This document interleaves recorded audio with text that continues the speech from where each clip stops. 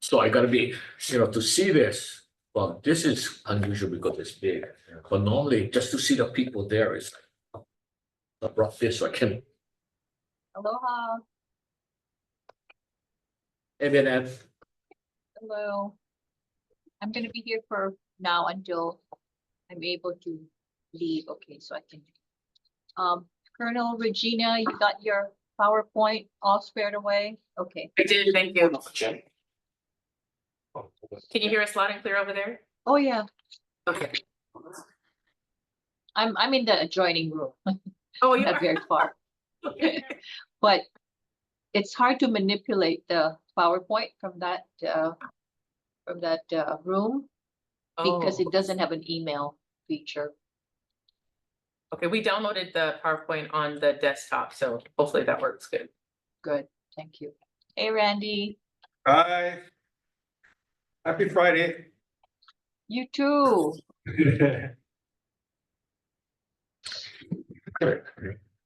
This is Randy Eagle. Or should I open it and have it, Evan, can we try to share the PowerPoint for now? Yeah. Okay, I don't have it with me. And we're talking about Especially. You're So welcome there's to, his, he's the father-in-law. no, we're you're not. welcome to do it from your end.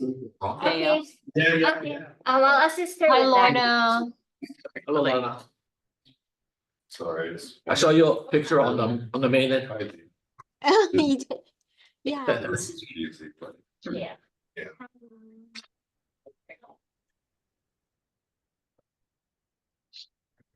I think the important thing is that women in literature, sir.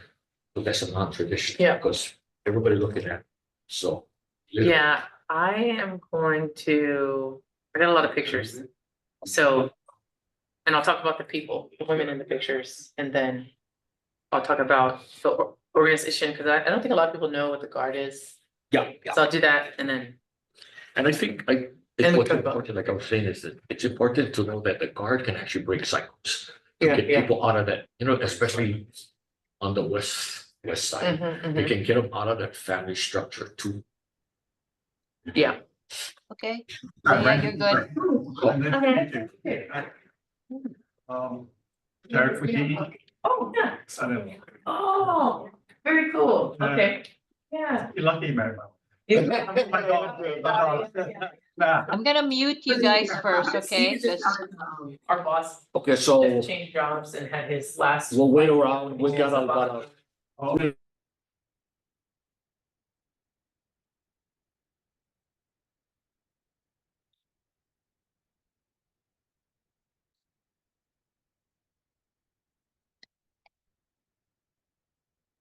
Sherry, you have 3 minutes.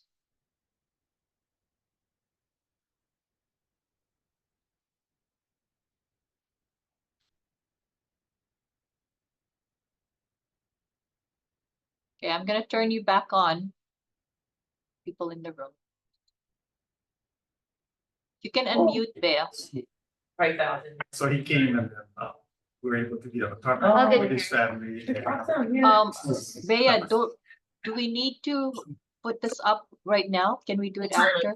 You're like, Okay, Yeah, we can yeah. stop sharing. two very different aircraft. Yeah, Yeah, so he probably is traveling a lot. yeah, he flies. a lot. Yeah. Yeah, in fact, we saw all his kids, he was with his kids, I think, when he came down the other last week. Oh, yeah. Yeah, they were on a break or something. Probably, yeah. Yeah. That's Hi, my Dad. two- Yeah. That's my two babies. Yeah, they say grandkids are the best, right? Yeah. You send them back. Yeah. No, I like keep them. Yeah. Send the parents Send the parents back. back.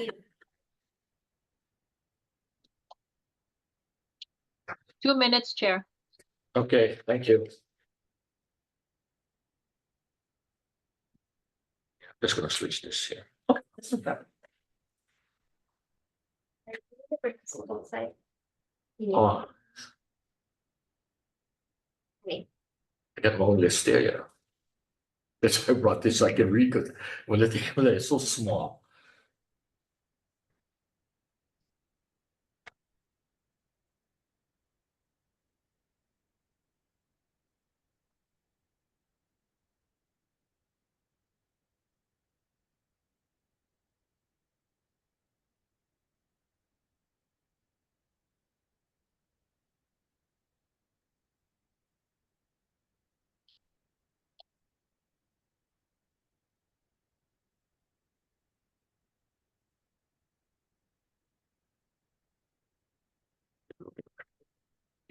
minute.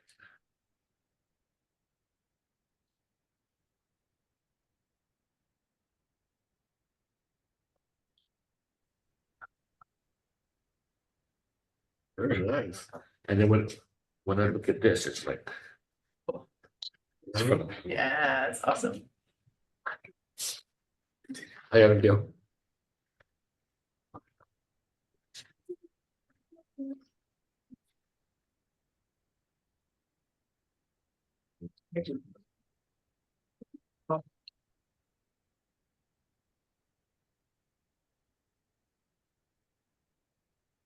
Are we unmuted? Yeah. We're unmuted. Okay, thank you. You Good are. afternoon, everyone. Thank you for joining today's Sector Strategy and Career Pathways Committee meeting. We have a full agenda, so I'll call the meeting to order at 1:30.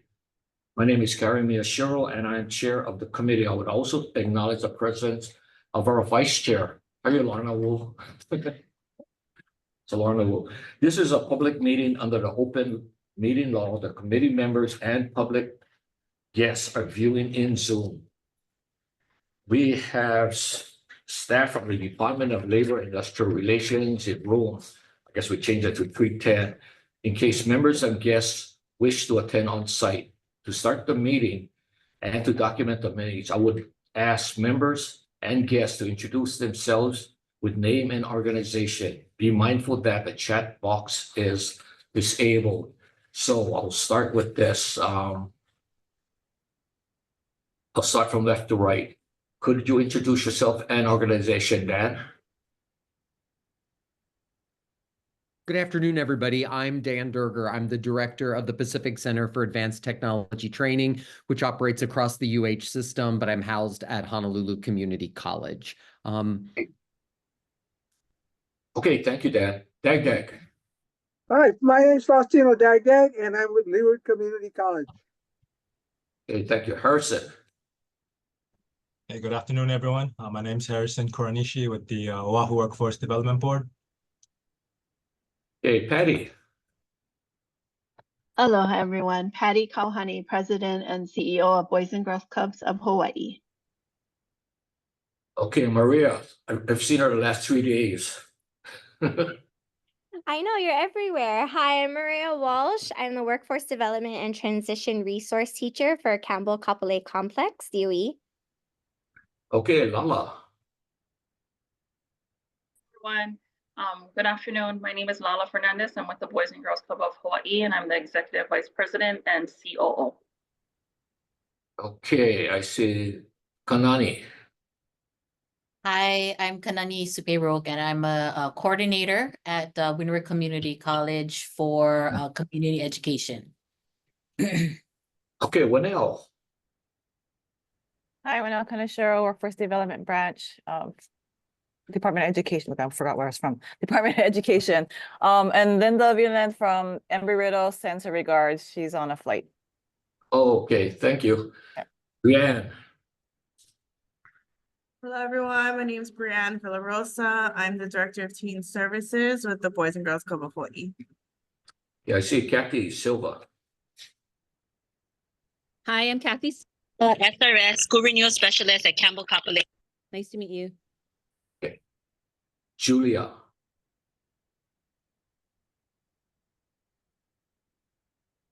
Julia. Hawaii Island. Okay, we pass her. Okay, I see Stacy. Hi, Stacy Higgins, Hawaii P20. Okay, Aaron.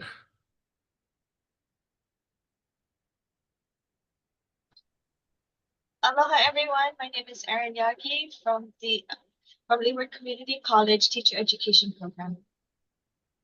Okay, Danelle. Hi, good afternoon. Danielle Himalaya, Campbell Kapolei Complex, CAO. Okay, Mitchell. I don't know. This is note taker, so I don't think that's one. Susan.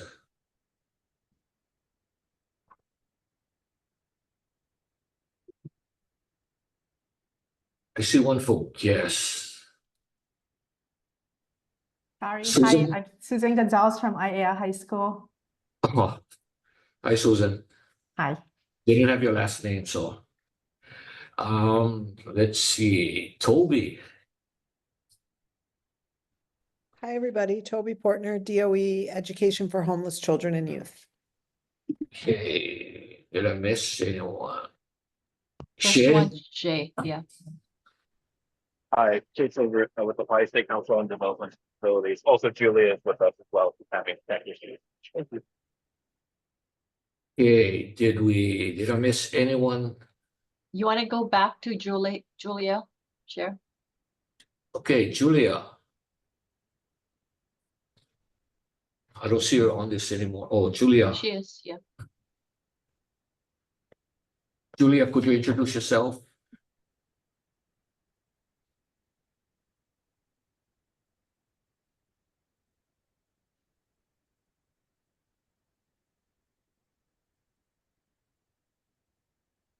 Okay. She's with us. She's having sound issues. Oh, okay. Thank you. Cindy. Hi. Would you introduce yourself and put the name? I know it's Kaiser, but Okay. I have to figure out how to do that. We use Teams, but I'm Cindy Uchima. I am the HR business partner for our Hawaii Kaiser Permanente market. Nice to see you all. okay, thank you. Did I miss anyone on the screen? Oh, sorry, Manette, our executive director. Bennett Misalucha, Executive Director for Workforce Development Council. Did I get everyone? I think so far, so good, Chair. Okay, we got everyone in. So let's introduce from the room. Abigail. Hi, I'm Abby Eli Arthur, and I work for the DOE as the Homeless Concern Liaison. And I also just wear various hats in the community. Okay, Carol. Regina Komine, I'm the 154th Wing Deputy Commander for the Hawaii Air National Guard. Okay, Kurt. I am Kurt Uchimura. I'm the 154th Wing Command Chief for the Hawaii Air National Guard. Okay, Randy. Randy Higo, Workforce Transition Center. And our. I'm there, IT. Okay, thank you. We'll defer the approval of the minutes to our previous minutes to the next meeting. Before we go into today's presentation, I would like to take a moment to review the goals of the committee. If Annette can share her slides. Chair, let's skip the slide if you can just read off your script, sorry. Okay. This is a guide. If anyone has questions or whether the particular topic fits within the purview of the committee, the goals of the sector strategy and career pathway committee are: number one, identifying key industry sectors that are vital to the state's economy and require skilled workforce.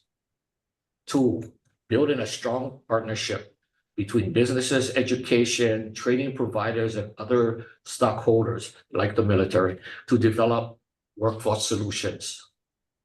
Developing sector strategies that help align training programs with industry needs to ensure that workers have skills required by the employers.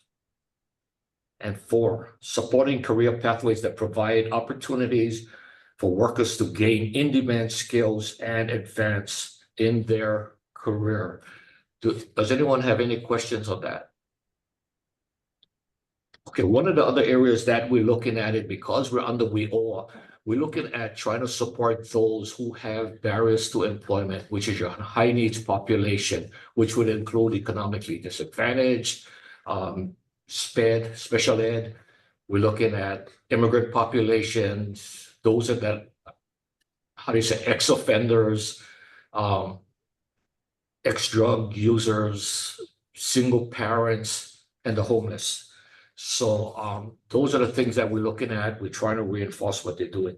So today's presentation, I'm going to change our agenda a bit and have Patty and Lala give their presentation, and Brianne, on the Boys and Girls Club of Honolulu. Yeah, we share the missions and success stories. Okay, Patty, Lala. Thank you. Mahalo, Carrie. We're very grateful for this opportunity to share. Again, I'm Patty, CEO of Boys and Girls Clubs of Hawaii. We serve the islands of Oahu and Kauai. Almost 3,500 children come through our clubhouses, and almost half of those are teens. We're very focused on workforce development and career pathways, as well as ensuring our kids have the mental and emotional stability to receive the resources that we're giving them. So I'm going to pass it over to Lala first and next, and then she's going to introduce Bree as well. Mahalo. Mahalo, Patty, and good afternoon again, everyone. Thank you for having us and presenting who we are. So like how Patty said, we're with the Boys and Girls Club of Hawaii, serving on the island of Kauai and Oahu. We serve ages 7 through 17. Our mission for Boys and Girls Club is to enable all young people, especially those who need us most, to reach their full potential as productive, caring, responsible citizens. And we do this in the critical time for youth in the after-school hours or the non-school time, when many of our kids, our youth across the state and across the island are left to fend for themselves without positive adult supervision, being those latchkey kids. But here within our organization, we provide a safe place that is filled with hope, opportunity, ongoing relationships with caring adult mentors and enriching programs. With the youth that need us most, we tend to provide preventative, targeted programs with regular attendance, hitting our 5 key elements of a safe place, fun, opportunities and expectations, recognition, and caring, supportive relationships. And all of that meets our 3 key priority areas, which is academic success, good character and citizenship, and healthy lifestyles.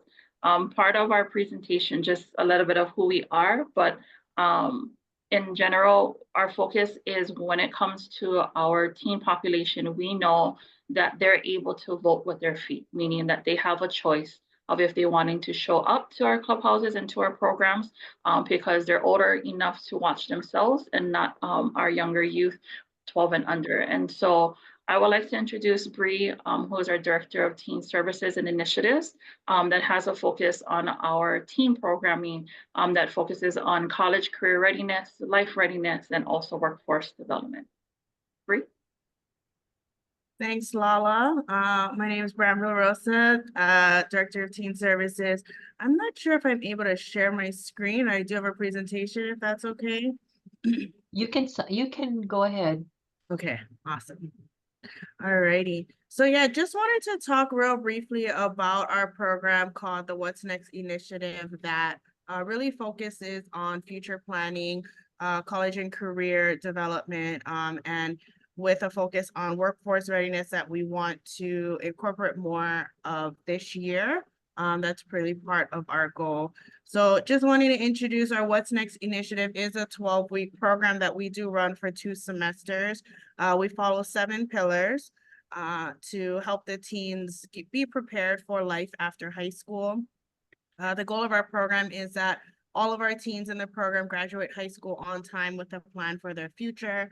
We currently have 5 cohorts of about 60 plus members. We just welcomed the 5th cohort this semester in September, and we'll be graduating our first cohort in May when they graduate high school. So super fun to see kind of the 5-year process happen within our kids.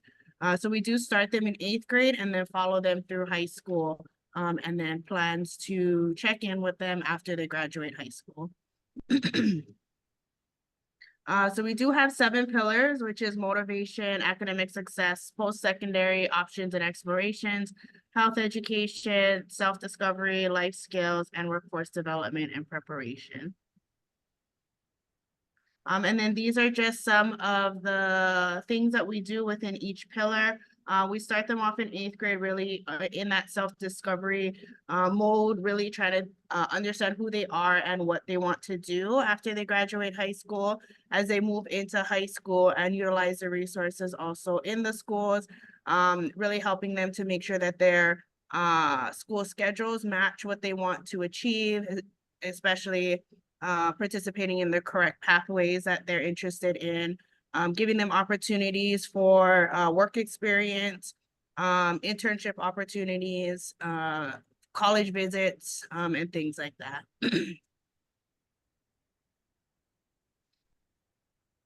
So this is just some of our demographics. So we have, this is just for cohorts 1 through 4. Cohort 5 just started this semester, so we don't have much data on them right now. But we do serve a high population of females and really encouraging the population of males to join.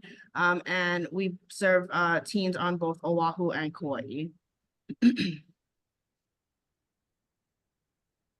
So just gonna kind of give you guys a brief highlight of our last school year and some of the data that we have associated with the program. So we have 7 program objectives. First, of course, making sure that the teens have a plan after graduating high school and knowing what is needed to fulfill their plan. We do track the teens' grades and ensure that they are meeting the 2.5 minimum GPA and work with them if they're not meeting that GPA through programs at the clubhouses. We do ask the kids if they feel continuing education, academics after high school are important, and if they'll feel confident in their ability to be successful after high school. And then the last ones are just participation in the program. So this is just some trending data that we like to look at starting in their first year and then following through what we have so far. So we do notice a big drop off in feeling like they have a plan after they graduate high school from 8th grade to 9th grade. We do attest this to a lot of the transition from 8th grade to 9th grade, understanding what it actually means to have a plan, being in high school and seeing all the resources and opportunities available to them really makes them kind of second guess what they actually want to do when they move on into high school. And then feeling like they will be successful after high school, there is a up and down feeling depending on life situations, depending on what's going on in school or on what's going on in their life. So this is just some of the general interest of our teens. A lot interested in the health science field, arts, audio, visual tech and communications, transportation, marketing and agriculture, food and natural resources, and then architecture and construction. So just a little more in depth of what we do. So we do have a 5-year curriculum, like I said, starting off in 8th grade and following them through high school. We do use curriculum from Boys and Girls Club of America. We partner with Project Wayfinder, Education Incubator, and Dream Navigator also to help with curriculum. We do meet in a virtual setting or in person, and we do also provide them a college visit during their sophomore year. We do case management with them, so we meet with them weekly, check in with them and find out what their ideas are for their plans, if they have any social emotional wellness that they need support on, and just being that extra adult in their lives to help support them. And we do provide guest speakers to help with the various topics that we are not necessarily experts in, but these guest speakers are. Hawaii USA does our financial wellness sessions to ensure that they are prepared in their finances when they graduate. And just some of our needs, scalability and growth, just having professional development opportunities for our staff to be able to support our teens through all of this planning process. And then partnering with the DOE so that we can support school counselors and help ensure that students can be successful, as we know that school counselors have a very high workload for themselves. Needed resources, just any internship opportunities that are available to really give them that work skills. Funding, obviously, big, huge thing when it comes to scholarships, grant opportunities, and the ability to kind of adopt a cohort. And then this is just some things that our teens say in regards to the What's Next program and things that they enjoy when it comes to knowledge, exposure, and support. And then just some highlights from our college trips that we've taken our past 2 cohorts. So this is our first cohort visiting California, our second cohort last year visiting California and Nevada. And then this year, actually on Sunday, we leave to go take our 3rd cohort to go visit schools in California. And that is all I have for you guys. Thank you guys so much for letting me share. If you guys have any questions, I'll be open, but just wanted to share about our program. Thank you, Brad. I see Julia has her hand. Julia, well, it's not Julia, but Julia? Yeah, it's Julia. From Developmental Disability Council. Che did my introduction earlier. I appreciate that. I was having trouble with my computer. I had to restart. So sorry about that. So the question I had, I noticed that there was an increase each year in the percentage of students that had that 2.5 GPA or higher. To what do you attribute that increase?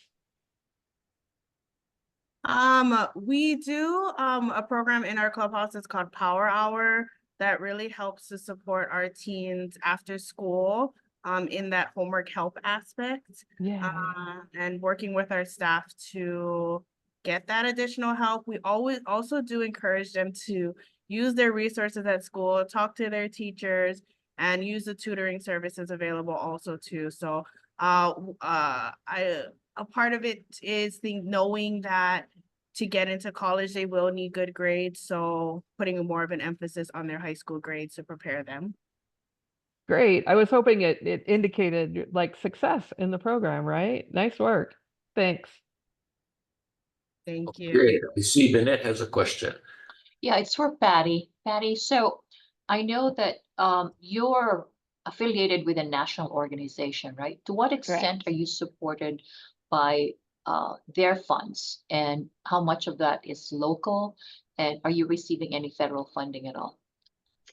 So we are a federated member of the Boys and Girls Clubs of America movement. We are an independent 501c3 organization, as all Boys and Girls Clubs are nationally. Boys and Girls Clubs of America supports us through providing curriculum, program development, professional development, not only for our staff, but for our volunteers, as well as our board members.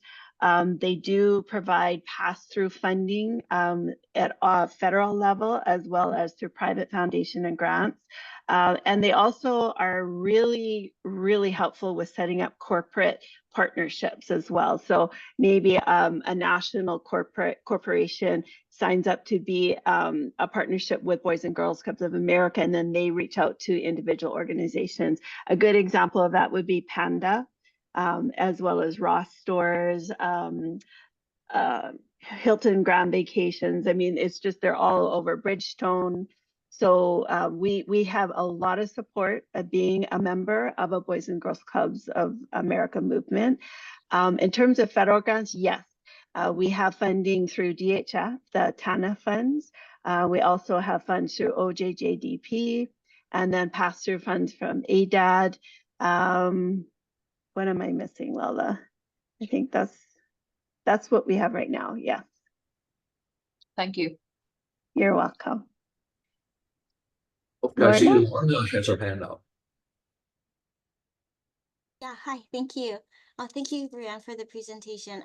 My question is, do you focus, is all the students focused on just going to college, or are they looking for other trades, perhaps like in the construction field? And if they are you guys also trying to help them achieve like the driver's license and things like that as well? So I like to say I encourage college, but definitely the opportunity for all the other trade schools, military, even if they just want to go into the workforce, just really having a plan for what they want to do after high school. We haven't tapped into like driver's ed or anything. We do encourage them through their schools or any private programs to get that, because especially with some of the jobs that they want, that would be important to have. but we haven't tapped into the driver's license programs yet. But we have worked with some trade companies to do presentations and bring them into the session so that the teens are aware of the different opportunities, especially through our guest speaker series. We have professionals that come that may or may not have graduated high school, but showing teens, especially those that don't know what they want to do, what other opportunities are available. Ray, for your information, Lorna is with the Painters Union and Allied Trades. So that might be a way to connect where they can actually get, it's a connection that those that may not want to go to college and looking for a career may be looking toward.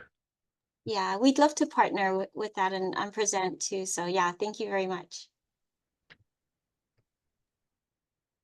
Okay, I see Maria has a question here. Yes, just a quick question. I'm wondering to what extent you are partnering with the high schools, either to advertise that this is available, or yeah, I mean, I know that you service 2 islands, so the cohort, but I'm just wondering, yeah, because I worked at Campbell High School, and you guys are literally like right next door to us. Wondering about helping support what you guys are offering there, how that relationship is. Yeah, so it's something that we are trying to work on. We haven't developed good relationships right now with our high schools to partner too much, and it's something that we are focusing on for this school year. Our sites, so our cohorts are determined by what sites want to participate or have kids that want to participate. So currently right now, unfortunately, we don't have anyone at Campbell High School, but we do have members at the Halepono Clubhouse. And so, yes, that is an opportunity that we do want to get involved in schools, because we know that the schools have a lot of resources that are available to the teens, and, just getting them to meet their college counselors and things like that would really support them in any of their future plans. So yeah, I mean, we're very open and wanting to work with the DOE. Okay, thank you. I will definitely connect with you guys then. Okay, I see Patty has her hand up. I just wanted to share that partnerships are critical to these programs, and we're trying to build them up constantly. What's Next is just one example of a program. We also have one in Nanakuli, which I know Carrie's been aware of, called the A'ali'i program, and we take kids that are literally truant from school, and we work with a number of partners, including Nanakuli High School, to bring them back into the school system and get them graduated, or even on time grade progression. So we do want to build those partnerships for sure. It's critical. One really great partnership that we have is with Southwest Airlines, and they've committed to not only taking our kids and staff on these college trips every year, they provide us with all the airfare for that. They also have committed to kids that have signed up to 4-year college programs. They will bring them back on college trips to come back home to visit their families and then take them back to college again. And they've committed to doing that until they graduate their 4-year program. So partnerships are absolutely critical for us. Okay, I see Maria. Is that the same hand or that's a new one? Oh, okay. Sorry. Anyone else have any questions? If not, I know you folks have to go, and I wanted to put something in, is that our next speaker, Colonel Kumini and Chief Uchimura are from the 154th, the Hawaii Air National Guard. And that might be a way to connect, because they have a lot of the careers that you have in the civilian population. So that might be a good way. You folks are not here, so I shouldn't be talking for them, because we don't. We can't offer a partnership, but when they do it, just let you know that if we can connect, but that is an option, or maybe an option. I wrote your guys' names down, so we'll reach out. I think there's some things we could probably do to collaborate. Yeah, it's awesome. Okay, is there any other questions? If not, thank you for your presentation. Chair, excuse me, Chair. Yes, If you don't mind, let's do another roll call of those people who just joined us for minutes okay, purposes. let's see, who did? I'm trying to look through this list here. Yeah, I heard several things. I don't see any new, someone from the chamber, I see the chamber, but I don't know who that is. Hi, Chair. It's Kayla Peters joining. Sorry for joining late. Oh, okay, thank you, Kayla. And let's see if who else, I think did anybody else join us late? If I joined a not, little bit late, but Che introduced me, so I think I'm Oh. on record. I think you're yes, good. okay, You're good. yeah, Yeah. we'll get this for her. But, okay, so why don't we have our next presenter, and it's from the 154th Hawaii Air National Guard, Colonel Komine and Chief Uchimura, and they can. Okay, we're gonna pull up some slides here real quick, but so I'll go through the slides. I'll try to be quick, so that we can open it up for questions at the end, and then give Chief Uchimura a chance to say anything if he wants to add. But I'm pretty much doing most of the brief just because we wanted to kind of focus on women in the Hawaii Air National Guard. So I just wanted to tell you guys a little bit about myself. So I, without going into a lot of detail, because it could drag on trying to tell you my life story, but I know what it's like to be homeless. I know what it's like to have a parent who's addicted to drugs, and then be raised by a single parent. I've experienced, standing in front of a store asking for money so that we can figure out how we're going to eat. I think that's probably a lot of kids. I didn't grow up young years in Hawaii. A lot of that happened before I moved here, but I moved here in middle school, and in middle school, when we moved here, my dad got really bad into drugs and was living on the street, and we were meeting him at Burger King to buy him a meal. It was pretty hectic, but through all of that, I guess me and my siblings have been pretty resilient and managed to make it. But I just wanted to start with that, just to say that, like, the Hawaii Air National Guard is somewhere that I feel like, despite the struggles that you've gone through as a young kid, you can definitely succeed in our organization.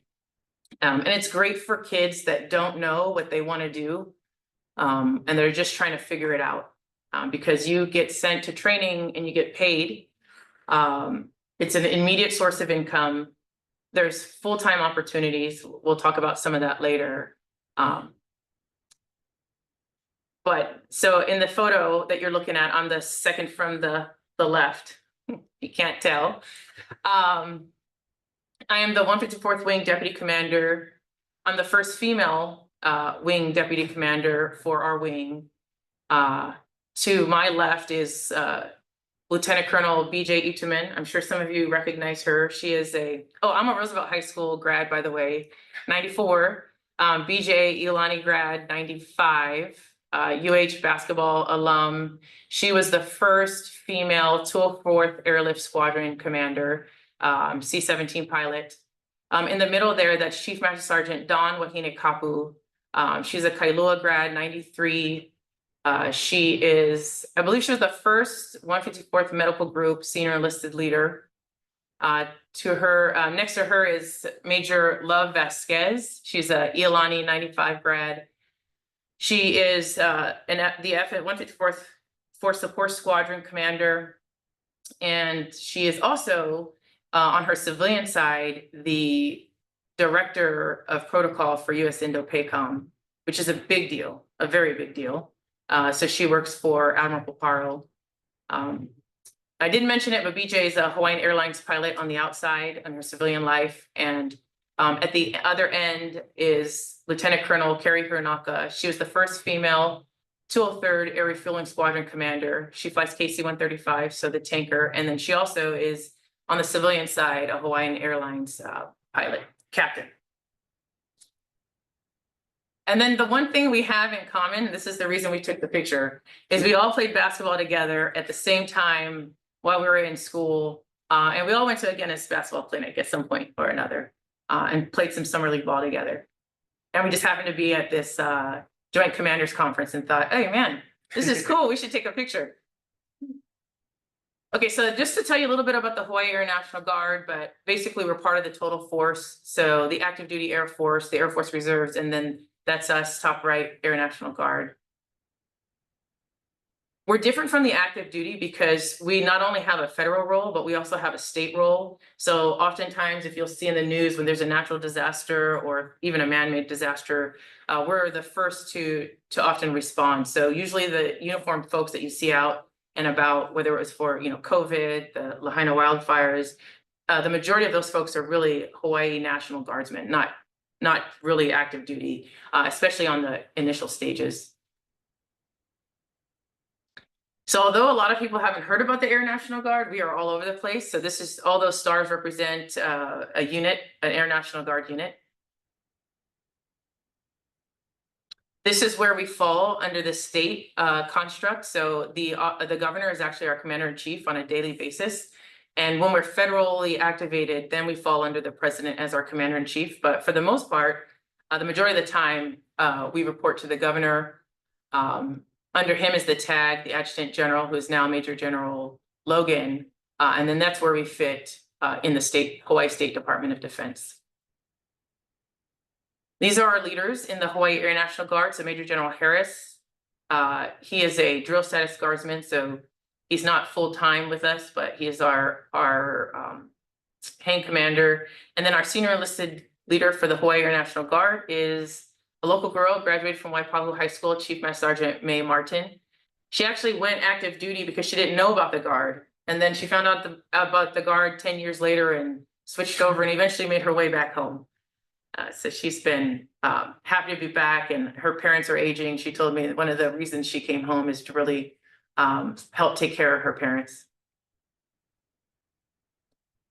We are 65% part-time, 35% full-time. So as an organization, the Hawaii Air National Guard overall, we've got about 2,500 airmen.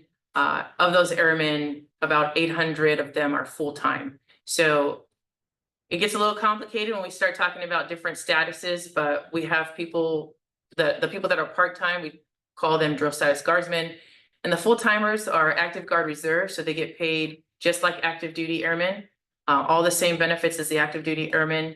And then they get, or we have technicians, so GS employees, WG employees. We have Title 32 technicians, so that means you have to be a member of the Air National Guard to be a Title 32 technician. Or we have Title V, which is straight civilians that work for our organization. This is the organizational structure for the Hawaii Air National Guard. We have three major divisions, the Air Defense Group. So the Air Defense Group provides air defense. They basically are monitoring the airspace for Hawaii 24/7.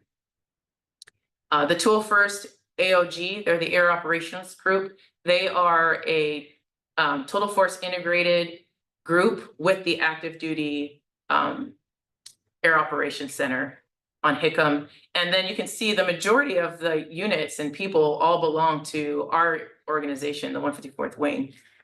All the gray highlighted areas on this slide just represent that there's some type of total force integration with the active duty. So those units are guard and active duty working together. This is the footprint of where we're at.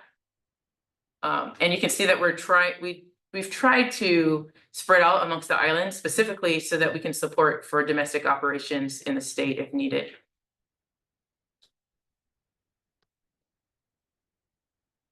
We are the 9th largest Air National Guard. So the Hawaii Air National Guard is the 9th largest out of all the states. And then our wing is the largest wing in the Air National Guard. There are 90 wings and we are the largest. These are the senior leaders in our wing. So, of course I had to put the high schools just so you could see how many local folks are part of our senior leaders So the two on the bottom left are, from the mainland, but the rest of us have all graduated, majority public school, but from schools here on the island.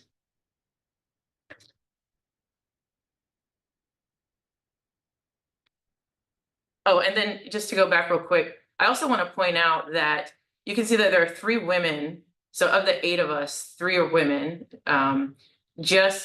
So Colonel Hayase on the bottom, he just took command of the mission support group. So before that was Colonel Arfman. So at some point we had 50% of our senior leaders of the wing were women, and that was the first time that had ever happened. We have had previous commanders in some areas, but usually it's just one. We'd usually just have one at a time. Our wing mission is really to protect Hawaii citizen property and provide operational ready combat units to the active Air Force. These are our wing priorities. You'll find if you ask even the active duty, everybody's kind of got the same, very similar priorities, because these are really the things that are important to any unit, but family readiness and partnerships. And that's all kind of partnerships, community partnerships, international partnerships, and so forth. And then I did want to talk a little bit about some of the career opportunities that are in the Air National Guard. So top left photo is an airman who works supply. Supply is, she's actually driving a forklift in this picture. She works in a warehouse and they have aircraft parts that they store there. And if there's a requirement for a part, they go into the warehouse and pull it. But there are some fairly large aircraft parts that require some machinery to actually get to lift them and move them.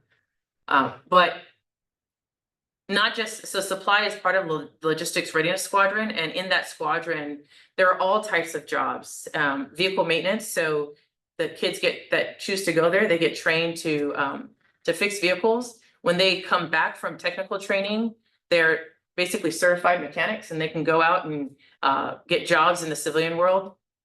The best thing about this is when they choose the career field, they go and get trained in the career field, and they get paid to get trained. And then they come home, and sometimes they find full-time jobs, or sometimes they're able to just easily transition to a full-time job in the civilian sector. In the support world, some highly sought-after careers right now are Intel, because those are heavily recruited for contractor positions. We have kids that come back from school and get hired at NSA making 6 figures. Same with cyber. Cyber is huge. So we also have, sometimes it's bad on us because they'll come back trained and we want to hire them full time, but they can get hired in the civilian sector making 6 figures, and they're just 19-year-olds. So they're like, oh, we want to work full time for you guys, but the amount of money I'm being offered out in the civilian sector is just too good to pass up. And then on the bottom right, that photo is our Security Forces Squadron new commander on the right, Major Allison De Los Santos. So she is the first female Security Forces Squadron commander. She has an interesting story. She grew up on Molokai, 4 brothers. So she said that being in a male-dominant career field like military police didn't bother her one bit, since she grew up with her 4 brothers. But she's, she was excited to take over, and she's doing an amazing job as a squadron commander there. But we have a lot of security forces personnel who are police on the outside. But then we also have people who, they're cops in the Guard and are like, nah, I don't want to do this full time. I don't want to have the same job. And then they go out and they're teachers or firemen and so forth. We also have a medical group. So that top, the left photo is our trauma treatment team. So we have this in our medical group, we have this detachment 1, and they're basically the medical portion of the SURF-P. And I don't know how many of you have heard of SURF-P. It's basically the chemical, biological, radiological, nuclear, high yield explosive response force package. So basically anytime there's any type of potential biological, chemical exposure out in the community. They'll call the Army's civil support team to go and basically diagnose what's going on. And if there are any injuries, they call in the SURF-P and they call in our DET. And our DET 1 folks are the ones that do the search and extraction, the medical treatment, and then they triage them and get them to a medical facility. And so a lot of the airmen that we have that are part of that team are paramedics in the community, firemen in the community, some policemen, and some airmen just join the career field because they want to become medics. They want to become nurses or doctors in the future. And so this is a way for them to get some experience doing that type of work, you know, when they're 18, 19, 20 years old.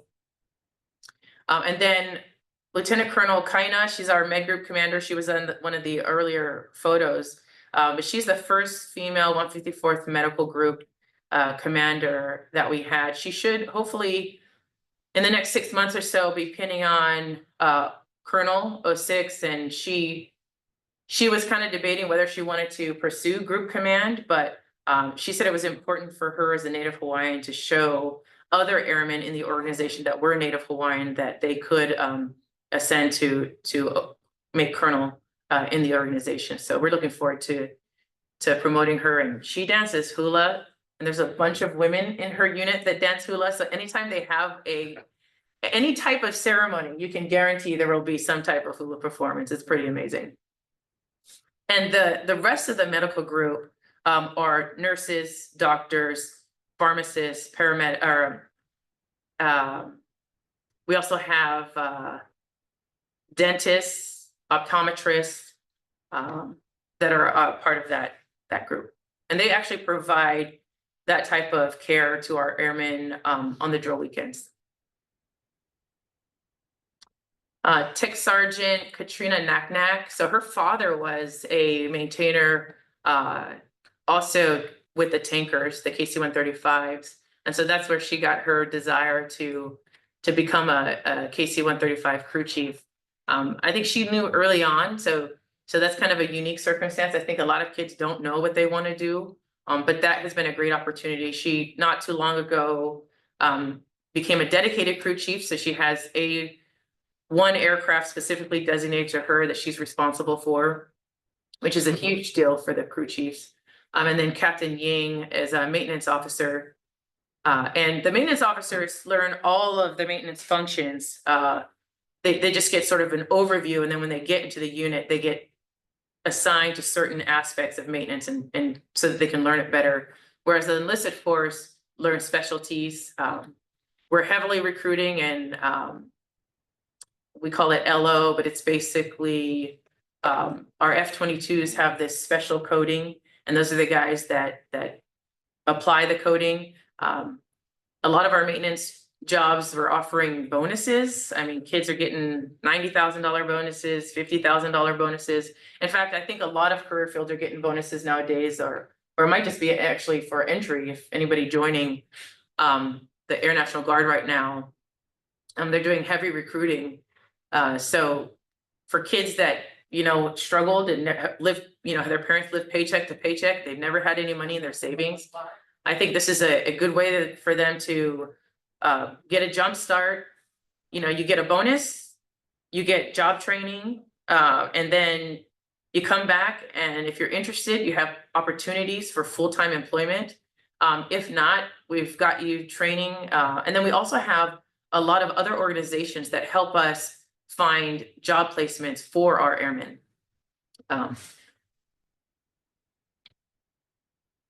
The operations group is another unit that has a lot of a very, very diverse variety of career fields.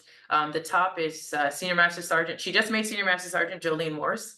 She's from Waianae High School graduate. She is a load master. That's the same career field that Chief Uchimura is in. But they do all the loading of equipment onto aircraft. They basically transport people and equipment to and from where they got to go. That bottom photo is of a number of KC-135 crew members.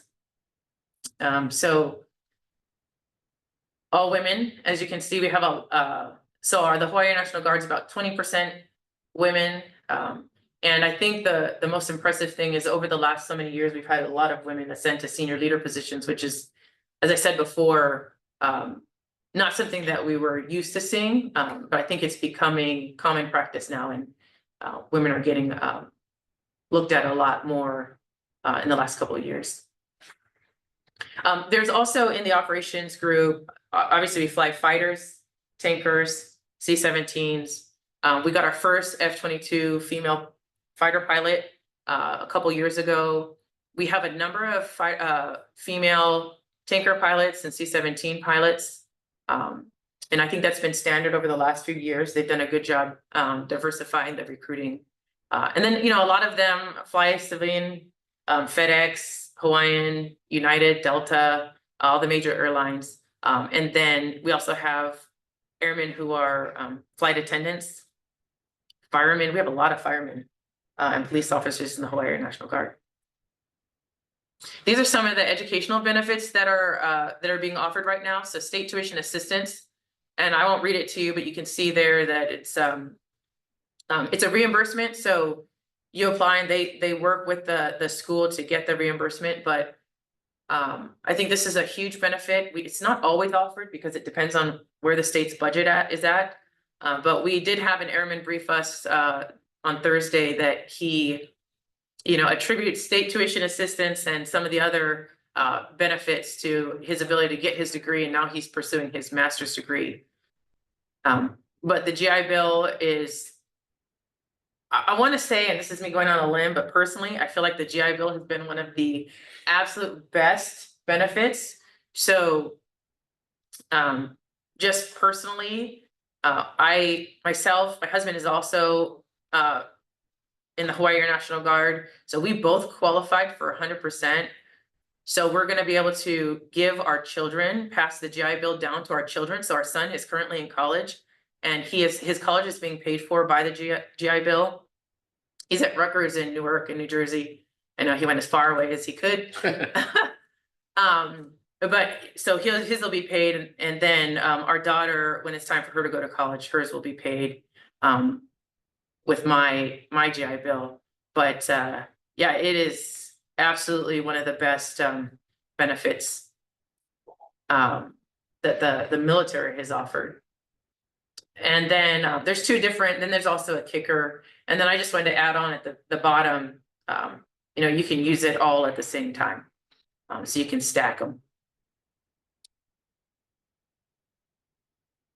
And then this is the last slide, other than the question slide, but if you have questions specific for kids that are interested, Senior Master Sergeant Todd Shack is our senior enlisted leader for recruiting and retention. And he doesn't necessarily recruit all the time because he's basically managing all of the recruiters, but he's a good source of information. I also am available, and we can make sure that our information gets out to you guys.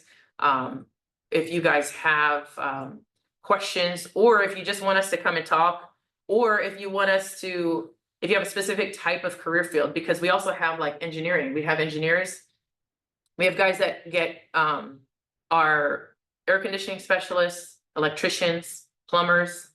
So those guys go to school and get training. We have one guy, he's older now, he's about my age, but he started off doing air conditioning for the Guard, and then he owns now his own air conditioning company. So definitely lots of opportunity in the Guard. So I'll hand it over to Chief if she's got anything he wants to add. I know it's a lot of information and there's so much more. This is usually like a 60-slide brief. We cut out a lot of slides, but I don't know if you want to say anything or. Sure, I'll throw in a couple notes.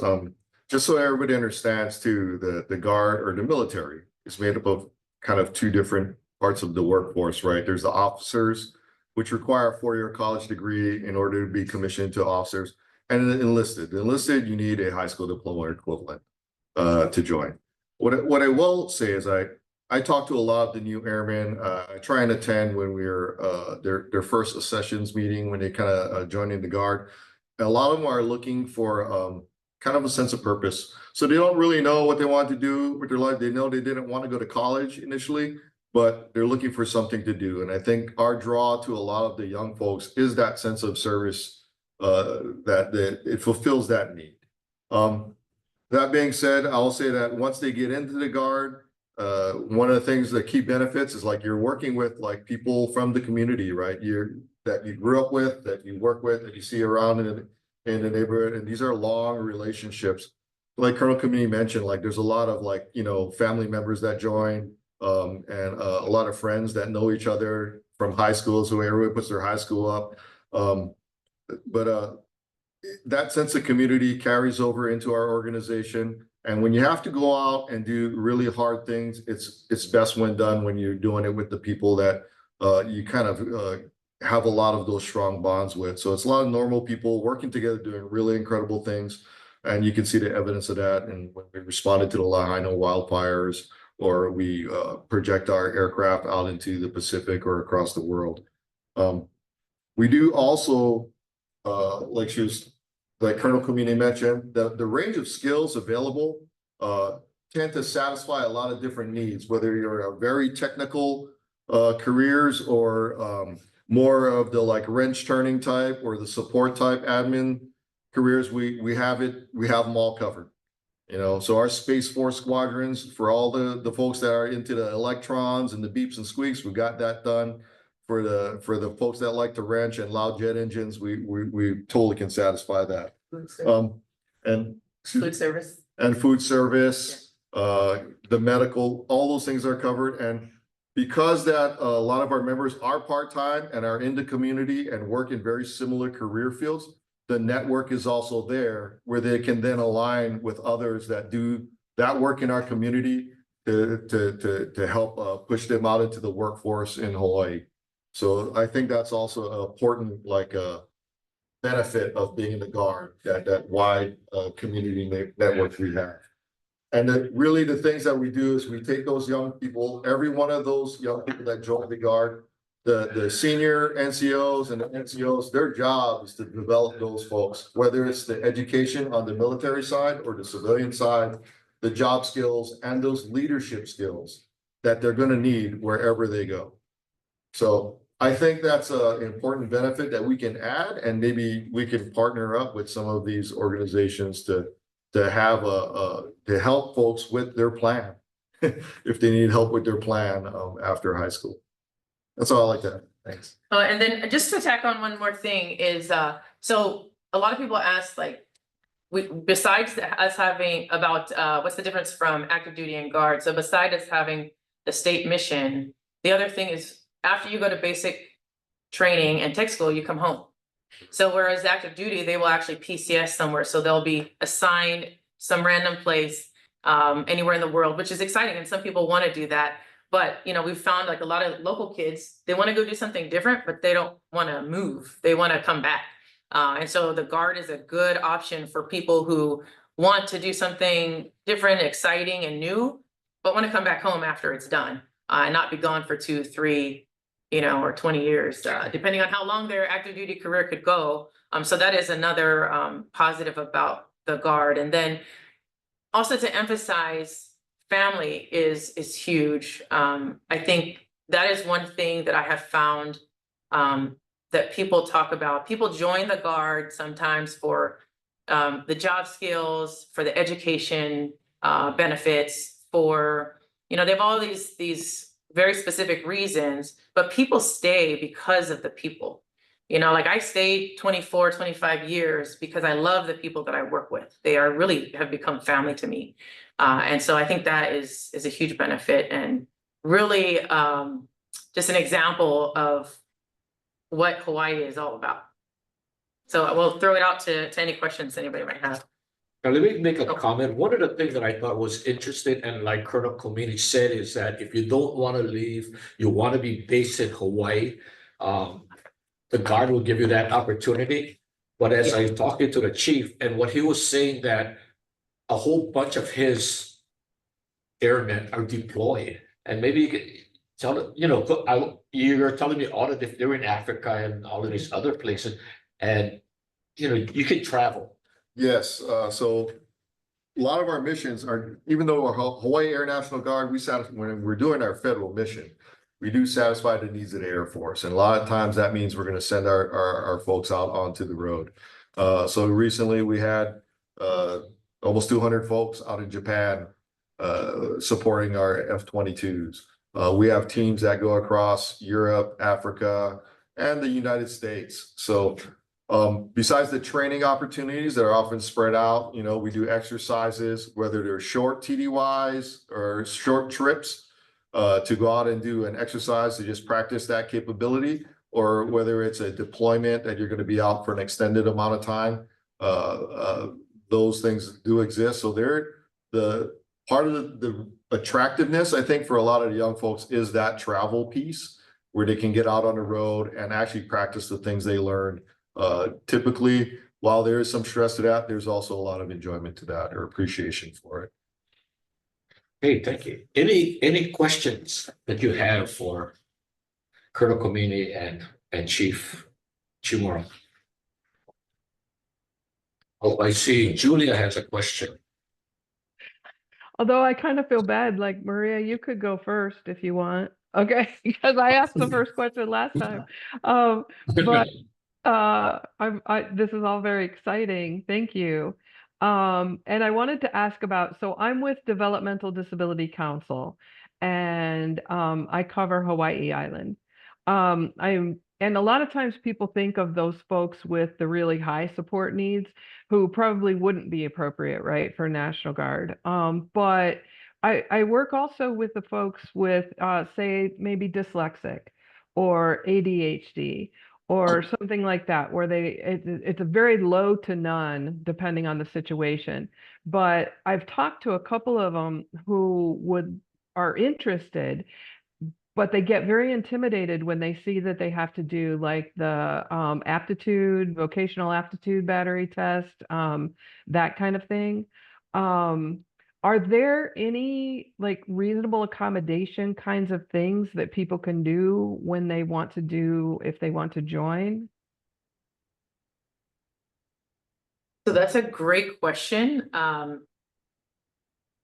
don't know I don't know. I'll have to ask because so the accessions process, like the actual requirements, is actually managed by the Air Force. And so we'll definitely get back to you. We'll take a look and see. I have not had anyone ask that, but it's a great question. Okay. So yeah, we'll get back to you. And I would love to hear from you because I've got one guy in particular, right? And nobody, all the rest of y'all don't need to sit through working through about this one guy, but he's so cool. And so, yeah. All right, thanks. Yeah, and there are ways to, because one of the challenges we have is the kids are unsure whether they can actually pass the ASVAB or score well enough to get the career they would like to get. And so there are courses that help prepare you to take the ASVAB. And so that's, and that's proved very successful. So, but specifically to your question, we'll get back to you. We'll get your contact. Fabulous. Thank you so much. Okay, Maria, I see you have a. Yes, so my question is, historically in my experience, whenever we invite any military personnel, whether it's for career fairs or post-secondary, it's always a recruiter a lot of the time.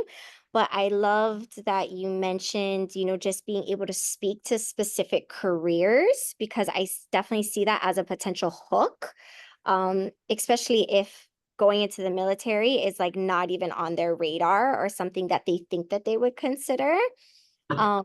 So I'm wondering if that is a potential area for the high school or even middle school area that we could partner, not to send a recruiter necessarily, but someone specifically to speak to a career pathway and what that looks like through the military lens. Yeah, I agree with you 100%. So that has been a sticking point for us, is that why don't the recruiters let us know when career fairs are happening and all these things, because we want to send people, especially if we have alumni from every school on island, and those people are the ones that are gonna be excited to go, especially if they just came back from basic and tech school, and the kids that they remember are still there, you know, those are the kids we want to send out. So we definitely have been talking about that, and it is something that we can do. So I have a friend that goes, she's a teacher at Kailua High School, and she called me the other day and said, and she's a biology teacher, she said, oh, I'm looking for a nurse. Said, I'll get you a nurse. So we found her a nurse, and she's gonna go down and speak today. I think she's there today. Yes, I think it Yeah, was.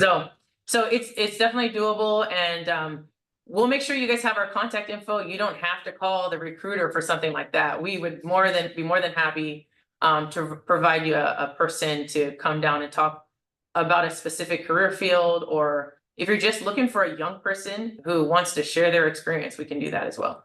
Yeah, Can I because add I to that? know that Yes. like you said, the connection to the teaching community is definitely there, but it's always like somebody's husband or somebody's brother. It's like So I can throw a few things in there. So we're about to start. So we have our Airmen's Council. It's made up of the youngest ranks in the Hawaii Air National Guard. And they are tasked with becoming like the face of our organization, because that is some lessons learned that we've heard feedback from, like, well, the Air Force will throw the Thunderbirds and they'll go fly people. And when they ask the kids about, hey, you saw the Thunderbirds fly? And they're like, oh, the Thunderbirds, they only fly like rich celebrities and old people. Right? So really, we're missing the mark a little bit. So we're engaging with our youngest folks because we think like they want to hear their stories. Like, what did they do after high school? How did they navigate that? And how's it working out for you? And what job are you doing?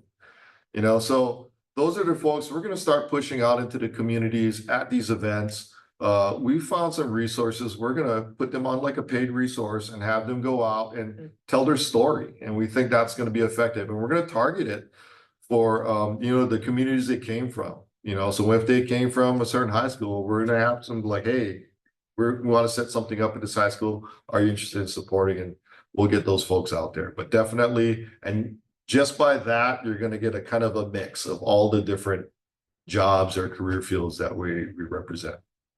So yeah, Campbell is in. Campbell. yeah, Campbell So- and Kapolei, Campbell and Kapolei.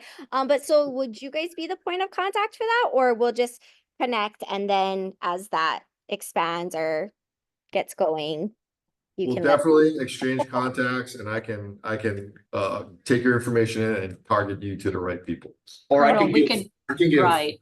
You can Chief do it through information. WDC. We'll be happy to circulate and route Got the it. information. I can get Chief your information.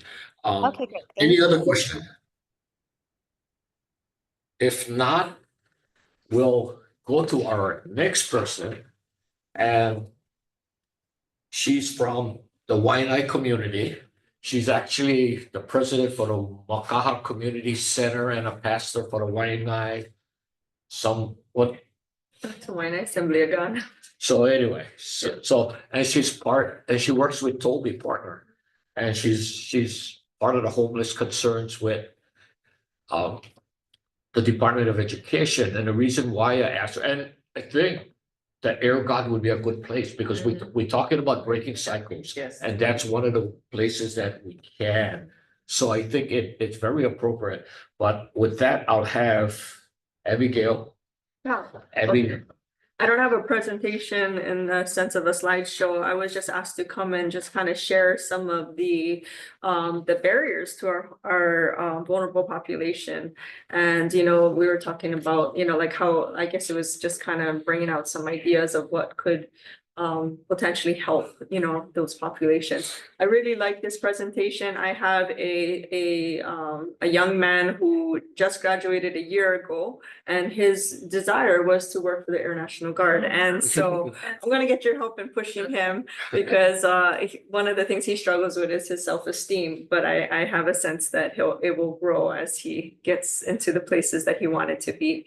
So I really appreciate being here today. But as far as working for the Department of Education as the homeless liaison, and then also, you know, just with the nonprofit that I run, we service over 8,000 families.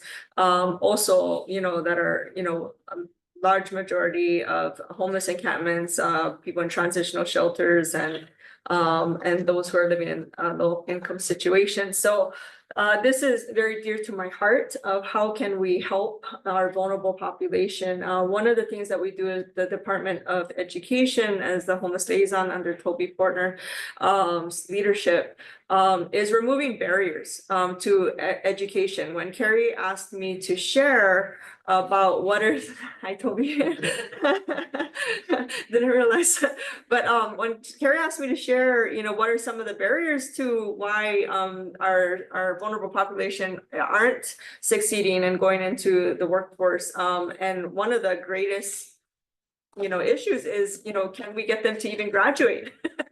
Is education. And so, it is so necessary for us to really focus on providing that quality education. I had another young girl last year who was what we call an unaccompanied youth, meaning that she was taken in by someone because her family situation was really, really difficult. A lot of abuse, stabbings in the home. There was like no electricity in the home. There was a lot of craziness in her biological home. So she was taken in, and one of the things that we saw that was really successful was that the high schools had career opportunities where they could get certifications through their CTE programs or different programs that they have in the school. And she was able to graduate with her medical assistant certification last year. And that has changed the trajectory of her entire life. Talk about breaking generational poverty. It was able to help her because she had this certification while attending high school. She was then able to go into the workforce. So she got hired with the Waianae Comprehensive Medical Center. And then not only that, but she was given the opportunity to go full-time to college. So she's a full-time college student going in for her nursing.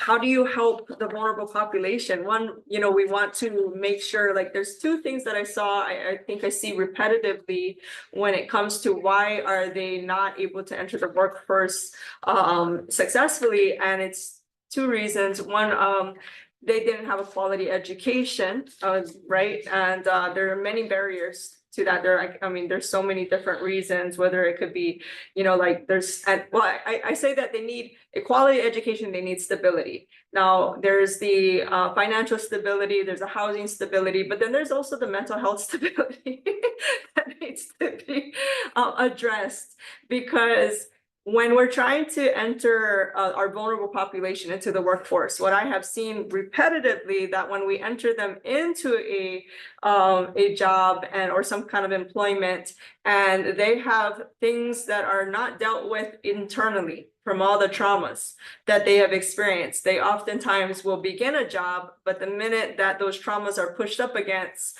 you will find an outburst, an emotional outburst, or some kind of overstimulation, and they will lose that job. And enough times of that, and they will just give up. Without that quality education, they can't even get into programs that you offer, which I think is absolutely incredible and amazing. So working together, I think I'm speaking to the choir, that working together is extremely important for us to be able to address the various issues, to be able to help them to be successful in the workforce.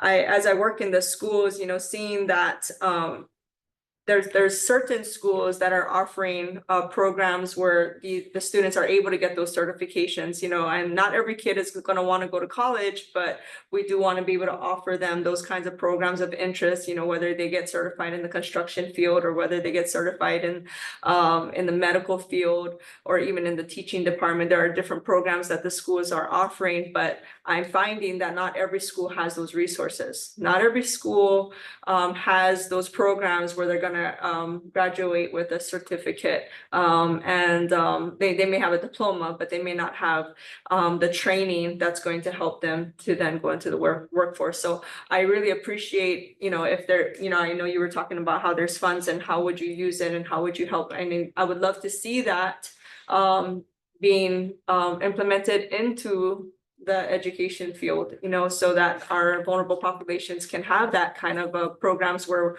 it will help them to already feel established. I think one of the big issues for me is like when I work with an adult, if we do not address this issue of, you know, where there's a lack of education and lack of stability, and even with this attendance issue that we're seeing, you know, as a real major problem in vulnerable populations, and I think that's one of the greatest forms of abuse, you know, is where a child is not going to be able to access that quality education because it's almost like they're being forced into generational poverty. We know that if they don't succeed educationally, then they are highly likely to become the next generation of homeless. They're going to be the next generation of incarcerated, or definitely like a low income family, like a family living in poverty. And so we want to see that cycle break for every person that is on welfare or living in a homeless situation. If they have 6 children under them and that those 6 children are not getting that quality education and stability, then we've got another 6 coming, and then our homeless situation never gets resolved, you know? So if we're talking about the workforce, you know, it's like I really strongly believe that we need to address the issues of education and, you know, the programs that are trying to make a difference, like, you know, the EHTY program, the addressing the homeless children and youth, and even the CTE programs.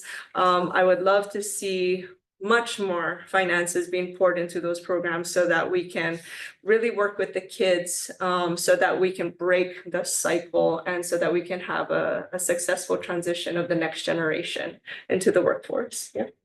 Yeah, does that help? Okay. You know, when I met Abby, part of it was the homeless situation, and she also addressed the violence that's happening in Wynot. She was there, and there was a lot of violence that's happening. How do we address that? So Yeah. You know, this hit close to home. That shooting that happened at the Uluvehis, the boy that was involved, the 19-year-old boy that got shot. When I got the call, it said that he got shot in the neck and in his shoulder and in his back. And I was at the hospital room that night, and I thought when they said he got shot in the neck, I thought it was, you know, he got shot here and it came out through the back. But when I learned that the bullet went through his neck this way and shot sideways and blew out on the side, I was totally like overwhelmed, thinking, I was like, how did this boy survive? Like, and the doctor said it was 1 centimeter away from hitting his main jugular, which would have killed him. You know, it's like, and so the fact that he survived is incredible. This boy I met in 2016. He lived at the homeless encampment at Pu'uhonua, Owainai. He came to live with me for many years. And unfortunately, like there was a time that he was struggling with education, and he took many, like I had to do a lot of repetition with him because he did have a learning disability. And while I was working with him, I remember he disappeared for one night and came back the next day with red eyes. You know, it was like he was blasted. And I was like, oh, that's not the life for you. That's not the life for you. And I said, it doesn't really lead anywhere. And he said, Auntie, he said, I'm young. You know, he's like, I'm young. Like he said, I'm only going to be young once. And he said, I like party. He said, my friends is all partying. And he said, I want to experience that life, you know. And I said, well, I wish you wouldn't go. I said, you know, there's no really a way out of a relationship with me unless you leave it. I'm going to stay even until the day I die. I said, so if you go, I said, and then you finally realize maybe you're 30 years old and you're walking the street and you realize it's like, it really doesn't work. I said, just know that this door is always open and you can always come back and we'll start from there. And so after I walked into his room and just got to like sit with him and talk with him, and he was just practically in tears seeing me there. And I hadn't seen him for a couple years, and he was saying, I said, why? He said, Auntie, I promise I wasn't doing anything wrong. He said, I wasn't living that life. I had already walked away from that. I was living right. And he said, but these kids came chasing this other boy and they were attacking him. And I was trying to get them out of my yard when one kid pulled out a gun and just started shooting everywhere. He said he shot me 3 times and he shot one of their own guys that came with them. He said they were kids, they were 15-year-olds, and they were just like playing like as if there was like a video game kind of thing. And it was so sad to know that all these kids were running out on the streets, and I heard the names, and they come from broken homes. So this is what I've come to understand with the violence that's happening. It's like broken families cause broken lives, which then cause broken communities. And if I really want to address the issue of violence that I'm seeing, I'm going to reverse that. And I'm really going to pour into these children and become family to these children and help to heal and restore our life. But really just addressing the issue that the fact that they had a broken family. And so I have had over 50 kids in my home. During COVID, I had 28 children living with me. Many of them came from the homeless encampments and transitional shelters. My passion is breaking kids out of generational poverty. And that comes along with the workforce division, it's like, because we want to get them into something that would help them to be successful in life. But yeah, that's my whole desire. That's my goal, is to help these kids any way possible. But I think it's going to be really like having and creating these mentoring programs, creating programs that are going to not see this as a job, but see this as a lifelong thing. It's like kids are so used to people walking in and out of their lives. They need somebody to, I say, I don't do hit and run ministry. I said, I do a hit and stay. I'm sticking around. It's like, you don't have an option out of that relationship. Like I said, I'm sticking there until the day I die. So it was really nice to see that boy that got shot. He said to me, he said, Auntie, he said, I'm ready. I said, why didn't you come back? He said, I was so embarrassed about the way I left. And I said, oh man, when I met him at that homeless encampment and I took him and his 6-year-old brother to Ice Palace for the first time, I remember being really astonished, because when I was driving, they're like, this is so weird. This is so weird. And I said, what's weird? And they're like, being in a car. They had lived in that encampment their entire life. I've gotten to know them now. It's like they have lived in poverty their entire life. And he told me, he said, Auntie, my happiest memories were living with you. And he said, would you help me to get my high school diploma? Would you help me to get my driver's license? And again, it's just called living life with people. People need us to live life with them.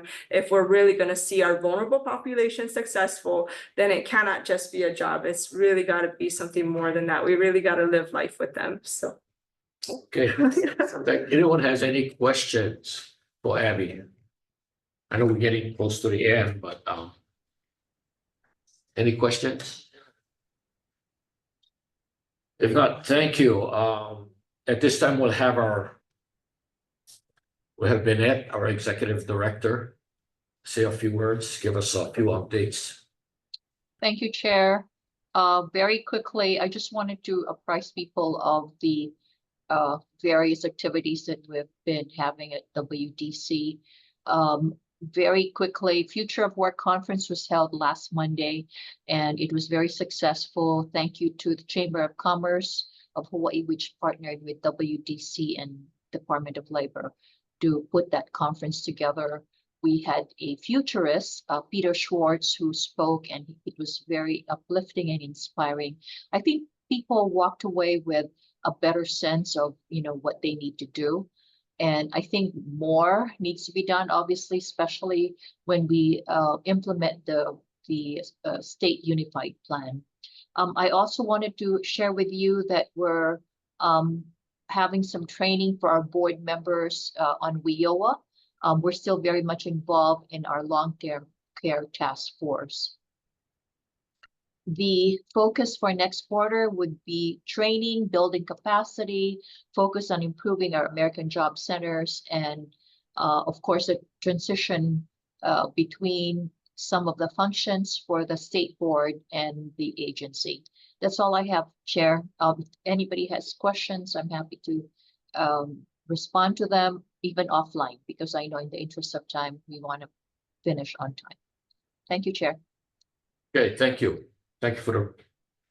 At this time, the public is welcome to announce upcoming events and comments on relevant issues that have not been included in our meeting's agenda.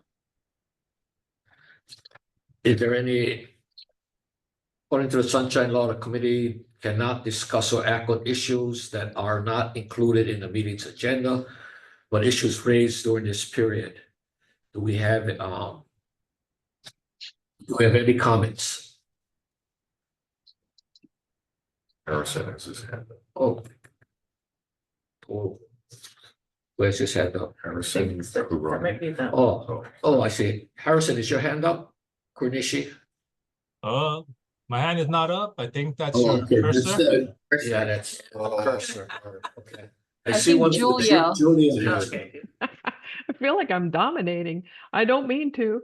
But I did want to announce that so DD Council is hosting a legislative forum at over in Hilo at Imiloa on October 26th at 10 a.m. And we've got a couple of legislators and some Hawaii County Council members that will be attending. So if anybody wants to join us for our legislative forum, you're more than welcome. Okay, thank you. Harry, I know you need to share something else real quick. Can I share? Oh, yeah. I just wanted to address this just because this was something he asked me to share. I had, there was a program that helped our youth, our college attending youth that they were hiring at the DMV for part-time. That program had ended, and if there's ever a way to address that about bringing programs like that back, it was that they would hire young people that were attending college and give them a part-time position with the state. I had a daughter who was hired right out of high school, and that was such a great program. But I think it was just for the year. So if there's ever a way to reestablish programs like that, would love to see that again. I think there may be. Yeah, that would be nice. Any other announcements? But one other thing, I know Patty is still on, so the Boys and Girls Club or the NFL Yet program, they're having their Legacy Ahaina tomorrow. So if anybody wants to make it down to the clubhouse, the Nanakuli Clubhouse, you're welcome to join us. Okay, any other announcement? If not, tentatively, December 5th, our next meeting, 1:30 would be Zoom, and the room would be to be announced. So if nothing more, no other comments, meeting is adjourned at 2:56. Thank you. Mahalo. Mahalo.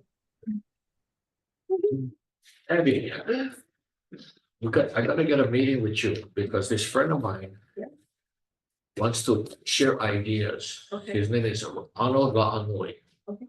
who is ex-FBI agent. And he was doing counterterrorism and international